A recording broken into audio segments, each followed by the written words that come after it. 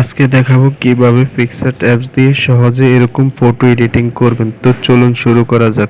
Hello বন্ধুরা, তো প্রথমে এখান থেকে একটি হোয়াইট ব্যাকগ্রাউন্ড নিতে হবে। তো এখান থেকে আমি একটি ব্যাকগ্রাউন্ড নিলাম। তো ব্যাকগ্রাউন্ডটি নেওয়ার পর এখানে টুলস অপশন দেখতে পাচ্ছেন, এখানে ক্রপে ক্লিক করে এখানে যে প্রোটেক্ট যে সাইজটি আছে এটা নেবেন। নেওয়ার পর এখান থেকে আমি স্টিকার থেকে একটি বাল্ব নেব। এটা আমি আগে থেকে নিয়েছিলাম, তো এটাকে আমি এই সাইজে রাখলাম। রাখার পর এখন আমি যে আরেকটি স্টিকার নিতে হবে, তো সেটা এখান থেকে আমি নিয়ে নিব। তো এখানে আপনারা লাইট ক্লিক করলে পেনজিগুলো পেয়ে যাবেন। তো এটাকে আমি এখানে রেখে লেয়ার অপশনে ক্লিক করে এটাকে আমি লাইটের নিচে দিয়ে দেব। দেওয়ার পর এখন আমাদের যে ফটোটি আমরা এখানে অ্যাড করতে চাই, সেই ফটোটি আমরা এখানে গ্যালারি থেকে নিব।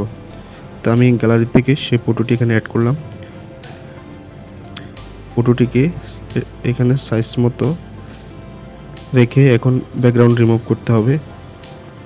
তো আমি ব্যাকগ্রাউন্ডটি রিমুভ করে দিলাম। এখন এখানে কাজ হচ্ছে, এখানে বাড়তি যে অংশটি এটাকে এখান থেকে ব্রাশ দিয়ে রিমুভ করতে হবে। তো আমি ব্রাশ দিয়ে রিমুভ করে দিলাম।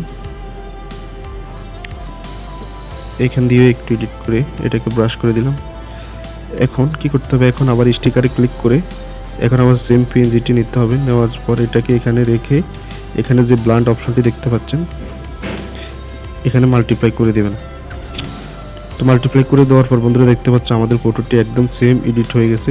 তো আজকের ভিডিওটি পর্যন্ত, সবাই ভালো থাকবেন, ধন্যবাদ।